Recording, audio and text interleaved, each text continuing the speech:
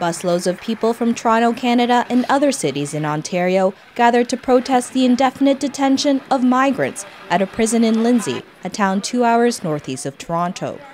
Some of these people have been held for up to 7 years without charges, with no idea when they are going to get out. When you get a regular jail sentence, you get a sentence. They tell you when you will get out. But in this case, these people have no idea. And when they do find out, they do not know if they will be released to their friends and family members. A lot of these people have children, they have wives, or if they will be deported. The Central East Correctional Centre, also known as the Lindsay Super Jail, is a maximum security prison with about 1,200 beds. The migrants join the prison's population of convicted criminals, along with men and women who have been held before trial.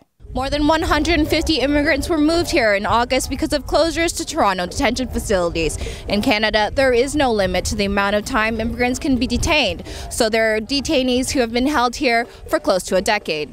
There are about 600 migrants being detained nationwide, according to figures provided to the Toronto Star last month by the Canada Border Services Agency.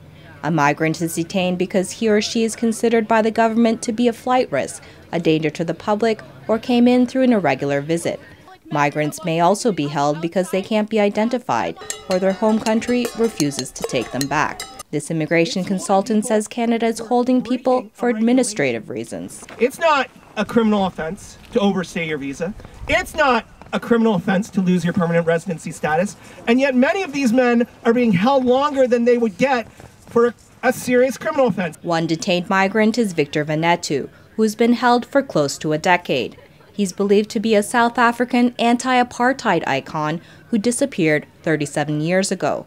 He may be suffering from post-traumatic stress disorder and therefore is not cooperating with the Canadian government. One of McDonald's clients is Michael Mvogo, who has been jailed for 7 years. McDonald has brought Canada's indefinite detention of immigrants before the United Nations. So the International Covenant on Civil and Political Rights says specifically that people should not be held indefinitely, that if they're jailed, they should know when the end is coming, there should be an end in sight, that there should be a process to decide how long you're being held, which is what happens in criminal law. Based on that, the UN Working Group on Arbitrary Detention issued an opinion saying that countries should have a presumptive period.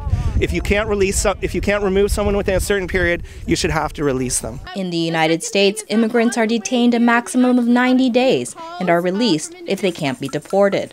A similar limit exists for countries in the European Union. Moving the detainees to Lindsay means that family members and lawyers of the migrants, many of whom are based in Toronto, have to trek at least 4 hours round trip to visit. Sarah Silla is married to a detainee. It's very, very difficult to speak to him. It takes over 10 hours of travel for me to get 20 minutes with him behind glass.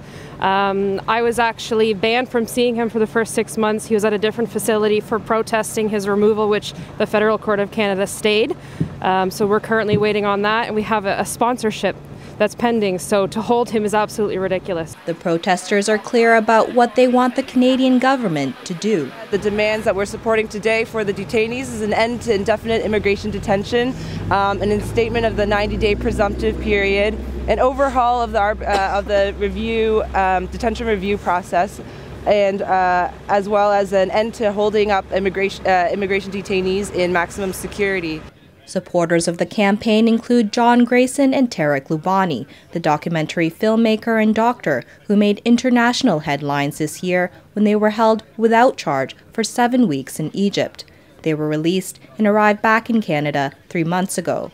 They visited the prison last month when the detainees were holding a hunger strike to protest their detention and moved to Lindsay. Lubani said the conditions were worse than they experienced in the Egyptian jail. Detainees are again holding a hunger strike in solidarity with the protesters at the rally. There was an international call for people to fast in support of releasing the detainees. In a statement to the Real News Network, Canada Border and Services Agency said these, quote, higher-risk detainees were moved to the prison in Lindsay temporarily as they await the opening of a new facility in Toronto. Each person is, quote, arrested and or detained in accordance with provisions under the law. and there are, quote, a number of relevant checks and balances when a decision is made to detain an immigrant. During the protest, the crowd quieted down to hear the detainees inside the prison. Prisoners are banging on the wall right now.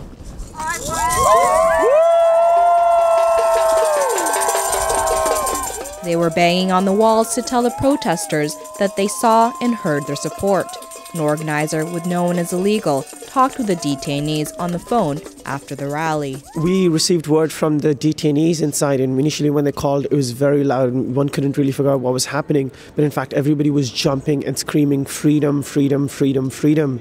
And the guards actually rushed into the ranges to try and figure out what was happening, because they couldn't believe that so many people had come all this far to support the detainees. And it was a very powerful, inspiring moment. The organizers say they will continue to campaign for the release of the detainees.